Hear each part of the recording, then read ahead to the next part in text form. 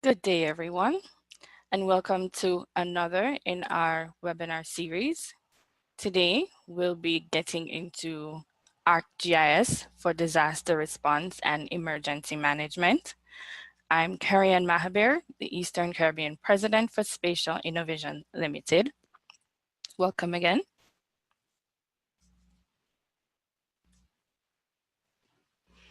What we'll be covering today, we'll look at a brief introduction to GIS. We'll also get into what is emergency management.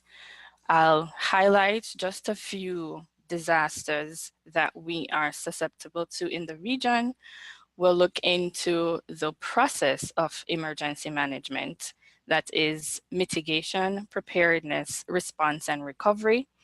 We'll look at a few tools from Esri, within ArcGIS, as well as a program which they have, disaster response, and we'll wrap up from there. So, GIS. GIS, as we should know by now, stands for Geographic Information Systems.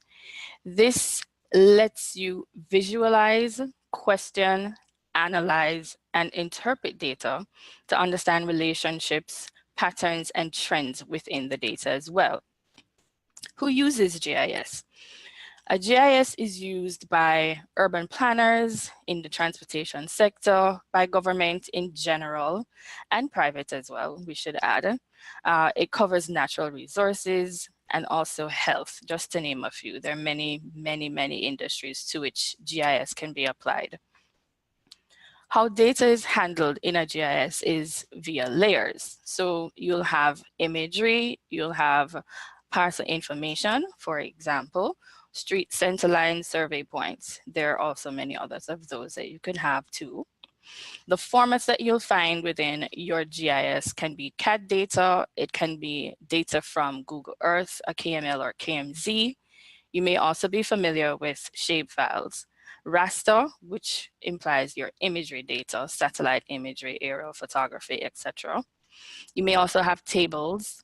You should be familiar too with geodatabases within which you'll find feature classes as well as feature data sets. Now, the main point, the key point of any GIS is data analysis, your analysis functions, which is used to answer certain questions at the end of the day. You'd like to know who, what, in particular, where, when, and why. Location is everything. So GIS is the science of where. Now, there are particular questions that you can answer. There are a few examples that you see there. The one to the very end says, what homes and businesses are in flood zone? So this one speaks directly to what we're covering today in terms of emergency management and disaster response. So this is just a synopsis of what GIS is. Now, with regards to what is emergency management is cyclical. It's a continuous process. It has no real starting point, I might say, but we tend to go with mitigation as where we begin our discussion. So there is mitigation, preparedness, response, and recovery. Emergency management is the discipline of dealing with and limiting the risks associated with a disaster, the effects of those risks that tend to have a catastrophic effect on communities, regions, and countries. It is continuous, as mentioned, and it's all towards speedy recovery and lessening the effects of the disaster or the event that occurred. We'll get into the stages of emergency management just a little in a few slides to come. Now, in terms of our own region, this is the Caribbean region and what we are susceptible to in relation to disasters. There are numerous, but these are the ones that tend to reoccur fairly frequently. We're prone to floods, hurricanes, earthquakes, and some environmental hazards as well. Now, floods can occur because of severe rain events under certain circumstances, it may also be due to poorly maintained infrastructure. So where culverts are blocked, for example, that might result in flooding. And hurricanes too can also lead to flooding, as we are quite familiar with. Thankfully for the season so far, we have had no hurricanes with such an extent of impact as the ones we experienced last year. So we're thankful for that.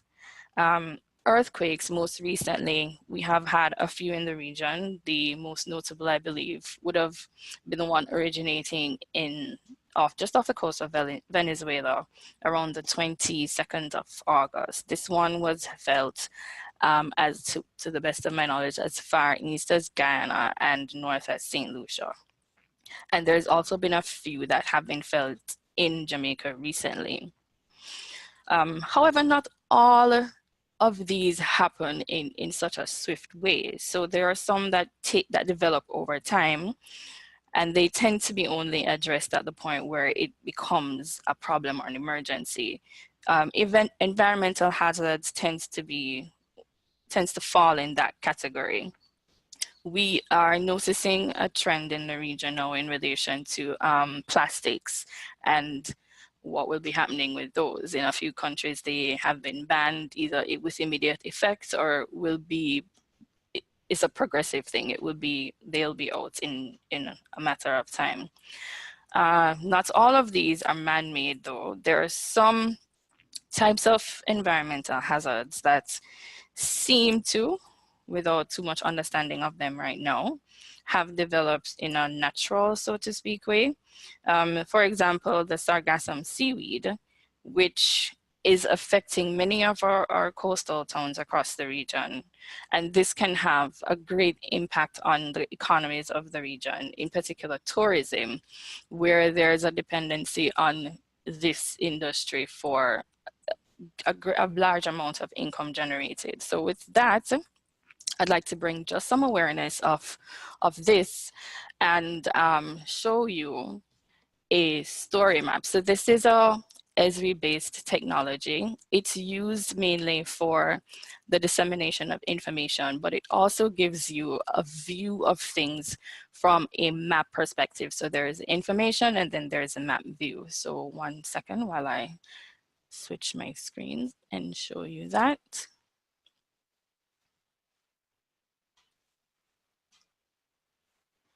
So this is the page related to that. So it gives you an overview of what sargassum is. It's a seaweed. It's found pretty much throughout the oceans of the world. They can be found in shallow waters where they grow attached to rocks or coral reefs or free floating in the open ocean. Now, they are overall not a bad thing because they provide food and shade to many animals. And they're also a good habitat for turtles, for example. However, when it becomes a problem is when they come in such the large and noticeable amounts that we're seeing now across the region. And this now stifles the habitat that they used to be. And of course, we know with the sea life being affected in such a way that has a direct effect on the coast themselves, not just an appearance, but in terms of their sustainability. Now, if you should view this and click on some of the information on the map itself, you'll get data on the species, you'll see information on the location, and also any historic kind of information here. There's more to view if you scroll down here. So this is a very useful way in terms of sharing information on what might be happening from an emergency perspective, be it a swift one or a slowly moving one. And it also gives you the visual in terms of a map interface to see where these things are occurring. Okay, while we go back.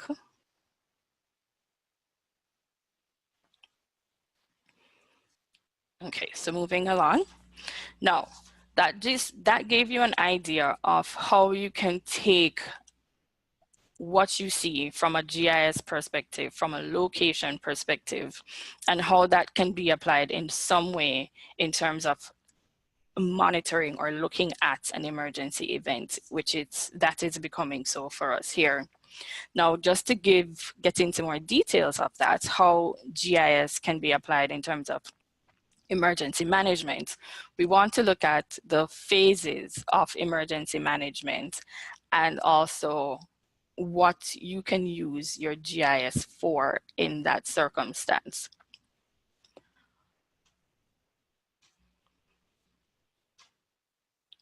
Now, in terms of mitigation, GIS in emergency management, we're looking at mitigation. Now, what is mitigation itself?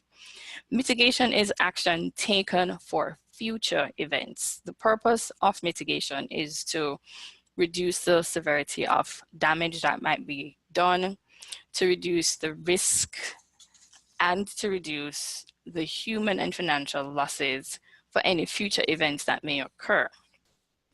Now, how GIS can be applied to these areas, or some of these areas, is in relation to data collection. Now, at this stage, you would be, chances are, it may not always be so, but chances are coming out of an event, a response has just ended, recovery is well on its way, or possibly also ended as well. So now you're collecting information on the event. You'll also be analyzing data from historic events. So you'd be doing modeling of those hazards as well as vulnerabilities. And this is all towards the developments of strategies. So from the analysis of your historic data, you can create forecasts or models of what could possibly occur in a future event. Mitigation is most noticeably achieved through implementation of regulations, land use codes, for example, and business building practices, resulting from this type of analysis done. In relation to preparedness, preparedness involves formulating emergency response and as well as evacuation plans. Now, GIS can be applied in this area mainly, but not solely, but mainly as a tool for communication. Now, the plans that will result from your preparedness phase, because you're taking what you've learned from mitigation through recovery, and you're creating plans for how you will execute an emergency operation in the future, or what plans you will need to put in place now as preventative measures. So it will help you to communicate the results of this, to share your evacuation plans, to share those areas that are of high vulnerability or high risk areas, and also to provide public information, for example, like emergency shelters. The web is a good base, WebGIS is a good base here in terms of the sharing of this information. And there are apps that you can design or customize in your own way for this. From a response perspective, response involves the actions taken during and also immediately after an event.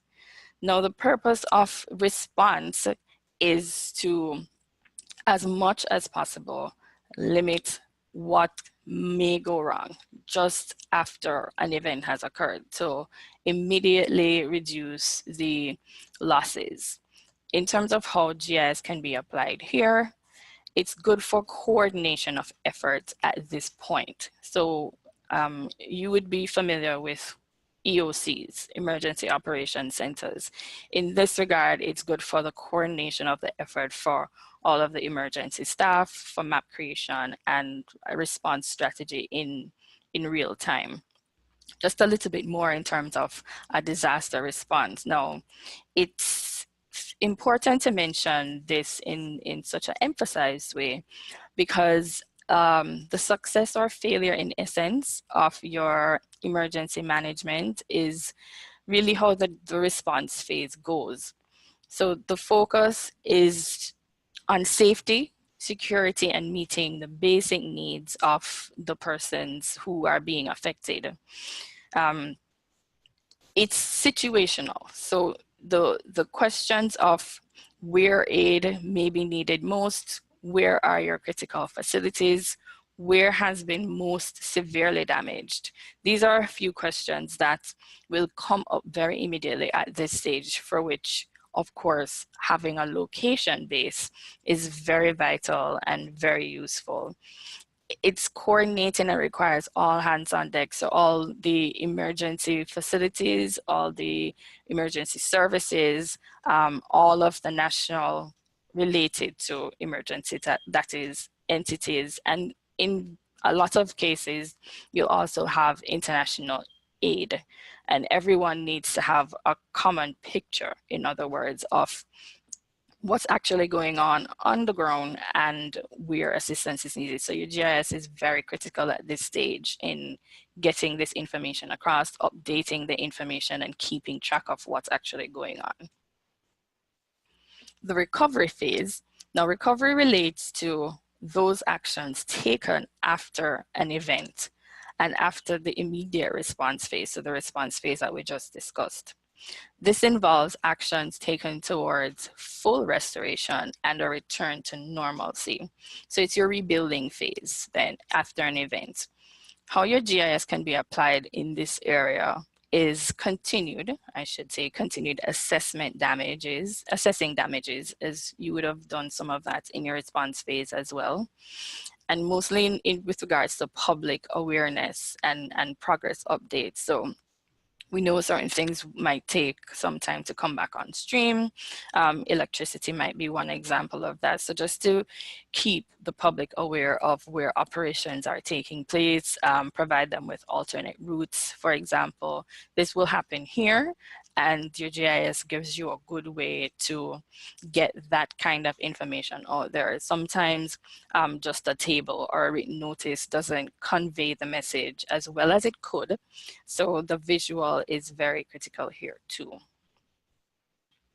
Now, from our ArcGIS perspective and the tools that are available to you for use, there is ArcGIS Online for Emergency Management, and there is also Esri's Disaster Response Program. So I'll get into both of these and give you some more information about those. Now, the ArcGIS for Emergency is a cloud-based mapping platform. Now, it runs via ArcGIS Online, also cloud-based. It gives an organization, or it gives you the ability to create something resembling an organization. So you can manage, create, store, and access hosted services, maps, as well as applications. So it gives you the power to leverage the ArcGIS Online platform for engaging persons in your organization, as well as engaging the public. I'm going to take you to that page.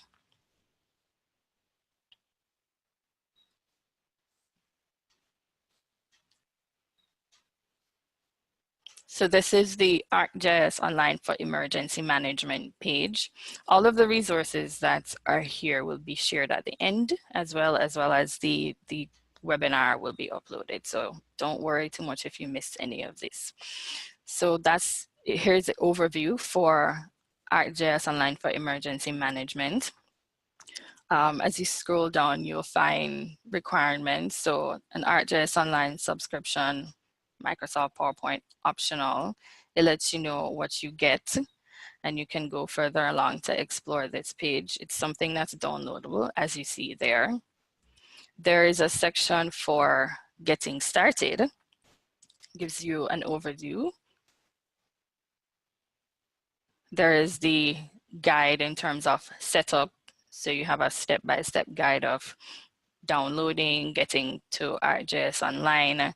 It breaks down for you the roles that you'll find and who they are expected to be for ArcGIS Online. You can also configure central GIS groups, and it lets you know what those groups would look like too. And you can configure functional groups as well. So aside from giving you to download. You also get step-by-step guides as to exactly how to implement this, how to use this template, so to speak, for your own emergency management. I will switch back now to the presentation. And just a little bit more on that. There is a deployment solution and a video related to that. So it essentially gives you an idea of how you would implement this. It's a brief video, so please watch. You can now quickly deploy ArcGIS for emergency management solutions with the ArcGIS Solutions Deployment Tool. With this tool, GIS staff and emergency management personnel can easily create configurations of ArcGIS for emergency management for your organization using an ArcGIS Pro add-in. Once opened, the deployment tool will walk you through a series of tasks to assist you with deploying and configuring your solutions. The first task is to sign in to the ArcGIS organization where you'd like the solution to be deployed. In the Deploy an ArcGIS Solution task, you're presented with all of the solutions available. You can navigate the list by industry, filter for specific types of workflows, or even do a quick search if you already know what you're looking for. Choose the solution or solutions you'd like to deploy, then click Deploy. The tool will create all the items required to support the configuration. This includes groups, feature layers, maps, and applications that make up the selected ArcGIS solution. Once deployed, you can configure the solution to meet specific needs in your organization by modifying the items created during deployment. You can modify the published feature layers by adding or removing fields, even updating the domains in the service. Additionally, you can change the pop-up configuration or the look and feel of published applications. The items can be tailored for your organization. In the last step, load your existing organizational data into the new feature layers using out-of-the-box tools like Append. To get started, use the deployment help embedded with the solutions or visit the ArcGIS Solutions Deployment Tool page on the ArcGIS Solutions site. Thanks for watching.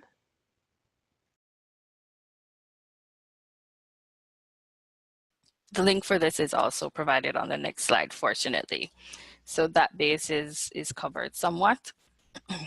That particular video can be found here. Esri has a YouTube channel, and there is a playlist specific to emergency management. Now, the playlist itself has over 20 videos related to, all videos are geared towards emergency management, and it covers topics such as achieving situational awareness, having a web EOC. It covers two such things as drone to map for emergency management and mitigating hazards and assessing risks. So one moment while I go to that page too.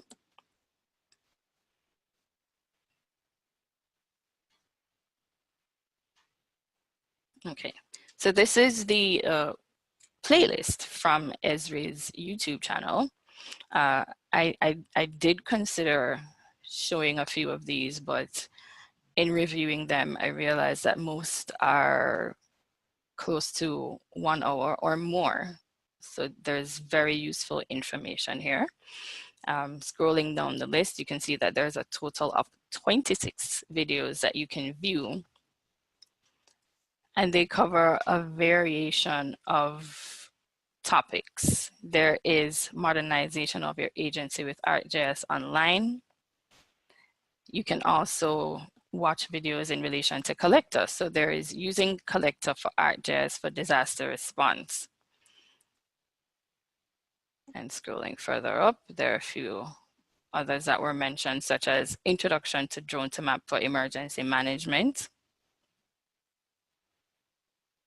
And there are some best practices in relation to sharing information with the public.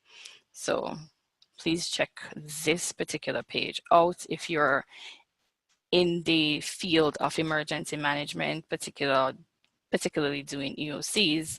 It will help you in the recovery, the response, all phases, as a matter of fact. But if you're looking at the dissemination of information, this is a very good resource to use.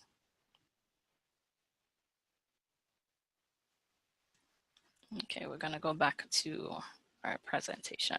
All right. Now, we're going to be looking at another tool that's available to you.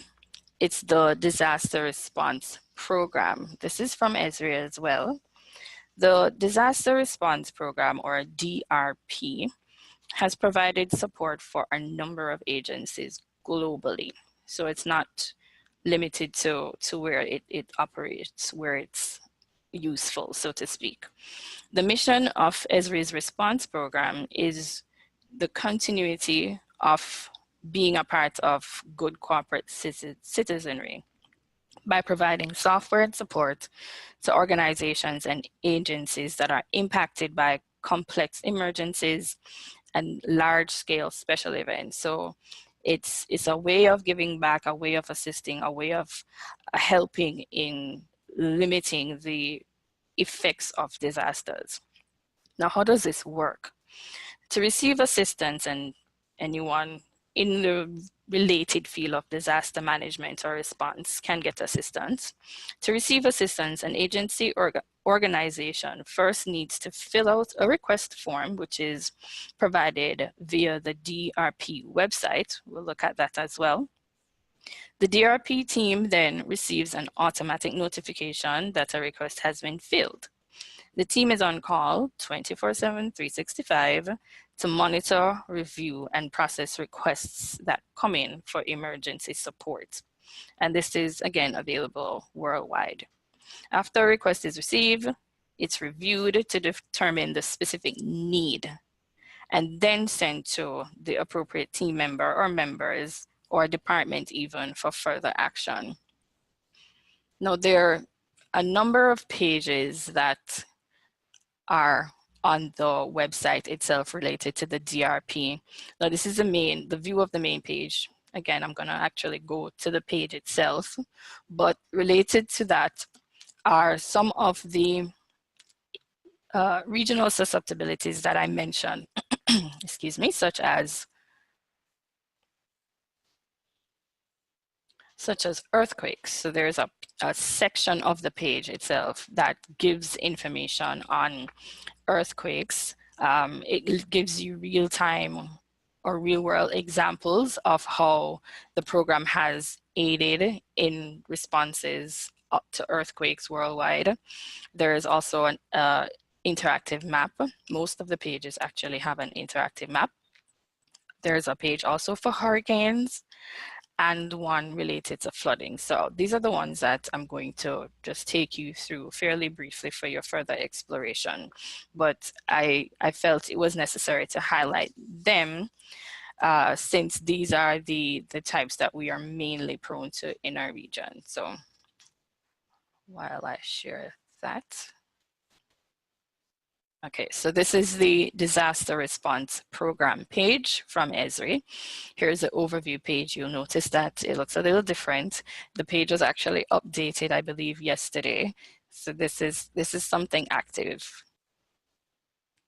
Here is where you can request assistance. So the button to the top right of your screen, you'll see a request assistance button. So if you are experiencing any kind of disaster event and you require additional assistance in the area of data, dissemination of said data or results, and any technical support, in other words, then you can feel free to click that button and complete the process. Before I move on, let me show you what that looks like. So it requires your customer number, your Esri customer number. You'll fill in your own information in terms of your name, your title, the agency you're with, the country, and you can see the list here is extensive. As I scroll through, you'll see countries within our region, so we are covered. You put in your address, etc., and then you continue on. So you'll get a series of probing questions just to, as it says, figure out what level of support might be needed, and from there you will be contacted. Go back to the main page. So the Disaster Response Program assists with disasters worldwide as part of the corporate citizenship. We support response and relief efforts with GIS technology and expertise when your capacity is exceeded. So if you are not capable anymore of handling on your own, then there's assistance for you. When you need help quickly, then Esri can provide you with data, software, configurable applications, and technical support for your emergency GIS operations. Now, as I scroll further on the page, then you'll see a few areas of support as mentioned. The tabs aren't at the top, but they're still there. And there are others that may not affect us as directly. I'll go back to a few of those. Now here is some information on the offerings of the program. Now there'll be ArcGIS software if required. So Esri customers can temporarily extend existing licenses to support their organization's increased GIS requirements, which is expected at such a time. New to GIS or not yet a customer, you can get temporary access to GIS in the event of a disaster. There is workflow implementation assistance as well. Here, you are looking for modern capabilities to support situation awareness, which was mentioned, the knowing where you are and what's happening now. Impact analysis, damage assessment, operational briefings, or public information. So Esri can help with the implementation and configuration of these types of solutions for you.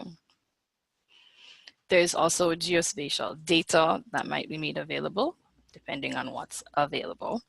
So put your response in context by using existing data from ArcGIS Online as well as their living atlas, such as real-time weather, traffic hazards, infrastructure. So what's here would be dependent on what's available. And technical support as well. So you're getting software, you will be getting data, implementation workflow plans, and also someone or someones, so to speak, to guide you along. There is monitoring of incidents on a worldwide perspective, as you see here. So there are a few incidences happening around the world. Let's see what happens here. So this was a major flood event occurring. This is Kirk as it's happening now, tropical storm, I believe, or has this one passed?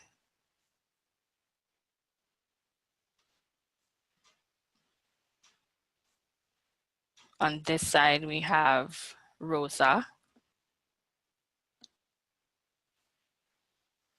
So this is just a few of the things happening globally. There is an earthquake here. This was September 21st, magnitude of 5.7. So this gives you an idea of what is possible from a sharing of information, a mapping of information, a collection of data perspective. And further on the page, it gives you somewhat of a timeline, well, a timeline in relation to a few, not all, but a few of the disaster responses that they have been involved in. Now, as we go back to the top of the page, we're going to explore just a few of the other pages mentioned, like earthquakes, and the view will be somewhat similar for all of the pages. So you'll see where it says access to earthquake data, live feeds, technology, and resources. So in most cases, it's data, live feeds, technology, and resources as needed that you'd be getting. Further on this page, you'll find an interactive map as well, which gives you information on earthquakes that would have happened. Let's go to Venezuela. So this is one of the most recent ones in the region. And once you click on that, then you get the information related to that event.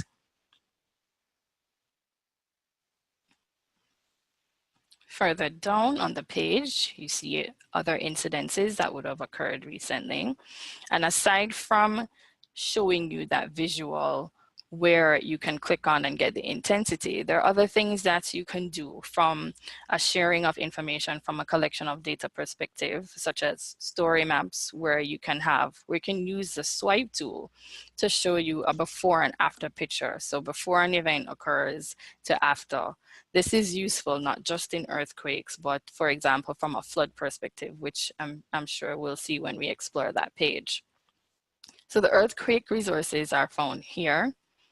You'll see where you can have or create an impact summary map template, which you can make use of. There is recent earthquake map layers, which can also be incorporated into your own platform, your own application that you could leverage from here. Back up to flooding. And again, a fairly similar picture here. You'll get data, live fields, technology, resources. And this one is specific to the US. I'm sure with data that could be provided, this would be something that could be configured to show a regional view. So data is key, as we all know. There are different flooding activity maps as well that can be configured and utilized in our own way. And as I mentioned, the swipe tool on the previous page for earthquakes can also be utilized here as well. So you get the before and after picture from a flood event. The Louisiana flooding swipe map might be a little bit clearer in terms of the before and after difference. With the flood resources, there are a little bit more here than with earthquakes, but there are a number of tools that can be utilized. There's a ArcHydro tool, which you can explore and make use of. There are solutions for flood preparation and response as well.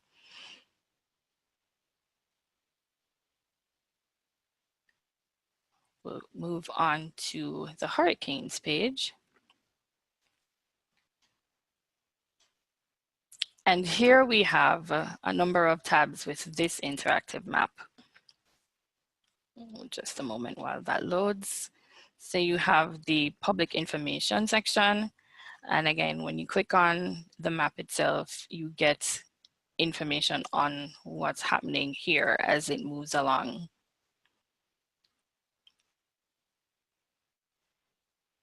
There's a global perspective. You can also look at the North Atlantic. Let me move this up just a bit for you, and you see what's happening here. You have the key to the right, so not just the visual on the map, but what is being reflected on the map itself. For the activities section of this page, you see a number of resources that can be made use of. Some historic as well, as you might recognize. And again, these are all applications or apps that can be configured and modified to be used with your own emergency operations now. Okay. So I'm going to go back. Please explore this page in details if you do work in the field of emergency management and need that kind of support in terms of additional capabilities, capacity, support in terms of how to use these resources available to you. So please check this page out and request assistance if needed. Okay, so we're about to wrap up. I'm just gonna go over what we've talked about already so we can tie all the parts together in a summarized way. So with ArcGIS, There are different tools that are available. This highlighted a few of the key ones, but there are more. As you explore, in particular, the disaster response page, you'll find additional apps and resources that can be used. It's not just related to those either. Your existing applications, your ArcGIS Pro, your existing ArcGIS Online subscription can be leveraged to assist you with your own emergency response and your disaster response and emergency management. And the pages here will give you guides as to how best to make use of the applications you have for those reasons. So GIS can be used in mitigation for data analysis, for data modeling and forecasting.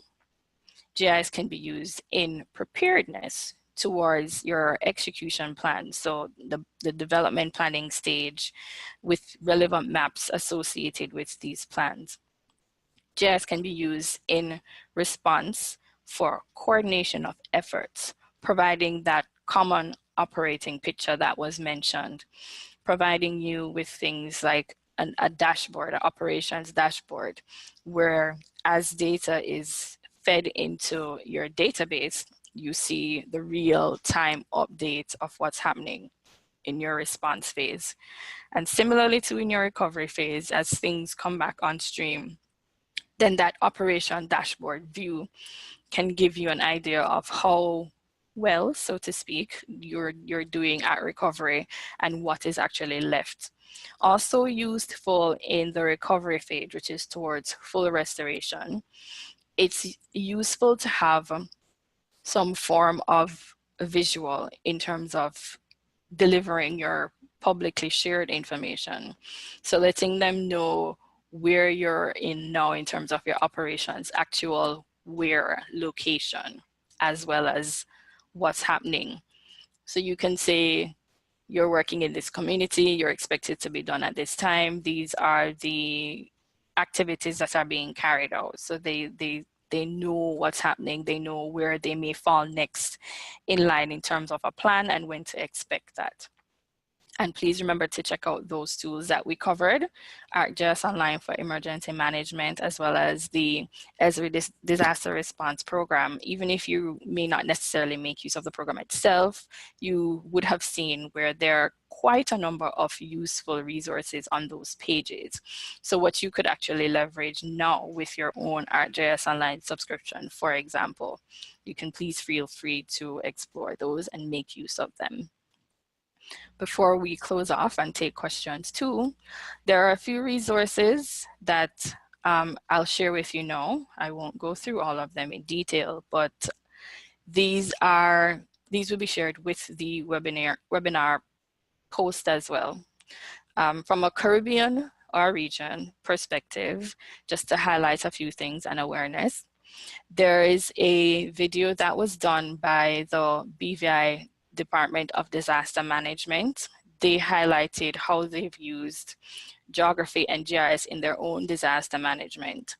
So from a relatable perspective, that is very good to check out and to watch. It's kind of a lengthy video, so it wasn't included directly here, but very good. The spread of the sargassum seaweed, which affects us too. This is the story map that we would have looked at.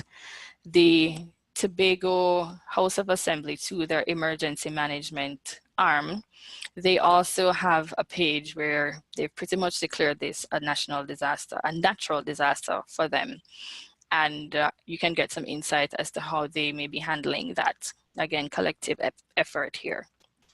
From a solutions and guides perspective, we looked at ArcGIS Online, so that link is there. And the playlist that was mentioned from Esri's YouTube channel with the 26 videos, all roughly about an hour, so lots of information there. The disaster response program, there is a link for that.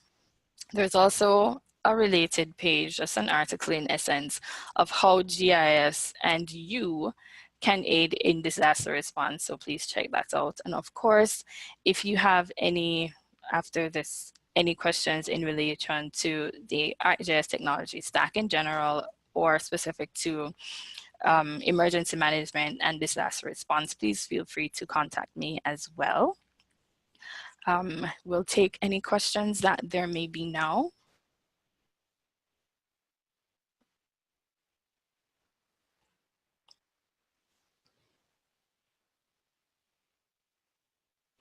Okay, so there's a question in relation to obtaining a copy of the presentation. Now, what we do with our webinars is we post them to our YouTube page. That's usually within 48 hours or so. So you could check it out from there. That's usually how we share our webinars.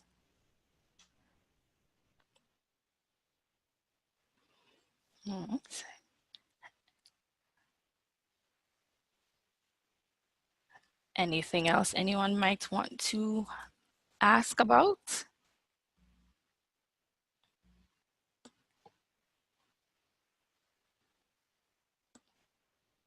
Okay, let me see what is happening here in terms of questions.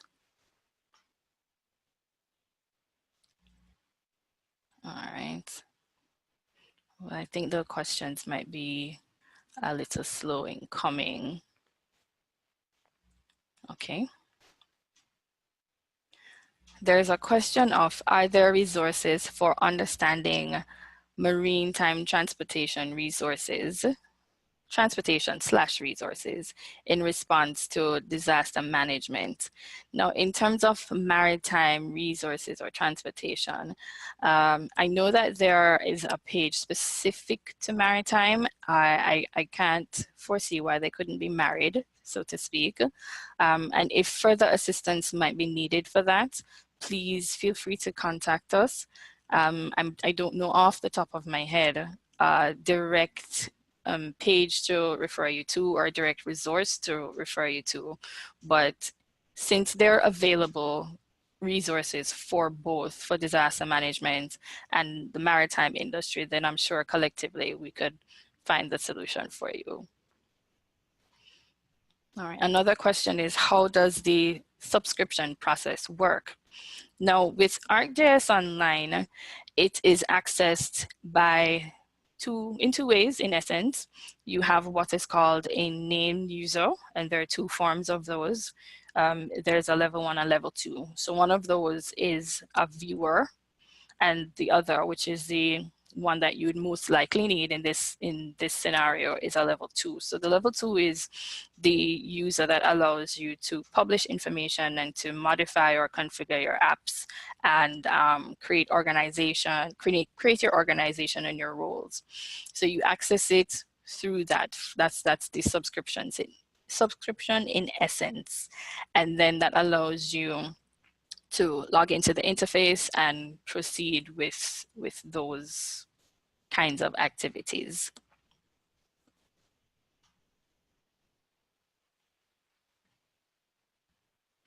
Okay, I'm checking to see what other questions we may have.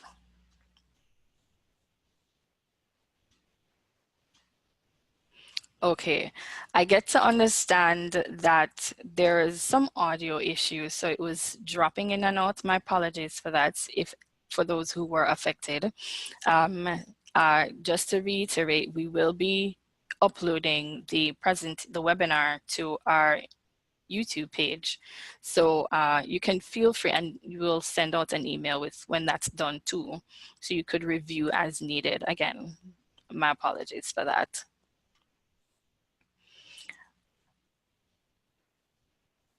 All right, there's a question in relation to if we could be contacted, the Caribbean office be contacted for more information, and definitely that you can feel free to contact any one of us, really. You'll get the information either way.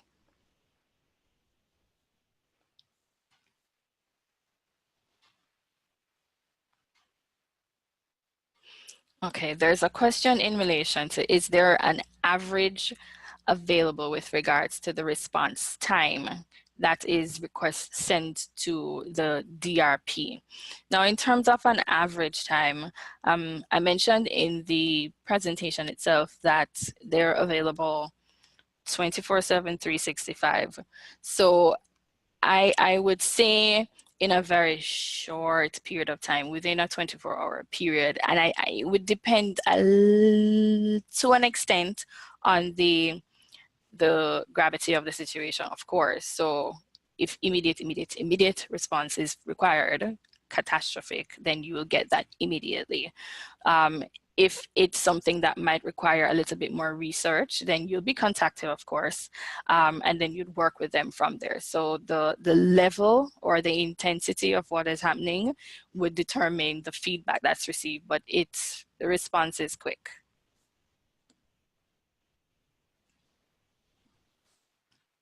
All right. There are a few additional questions. Some are specific to the entity that is inquiring, so we'll take those offline and respond to you individually.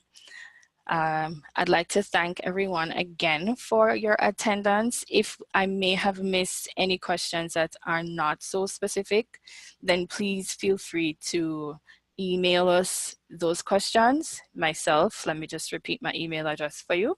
That is presidentec, as in Eastern Caribbean, @spatialvision.com. So thank you again for attending, and please keep tuning in, so to speak, to our webinars. You'll be notified once we have settled on our next topic. Thank you.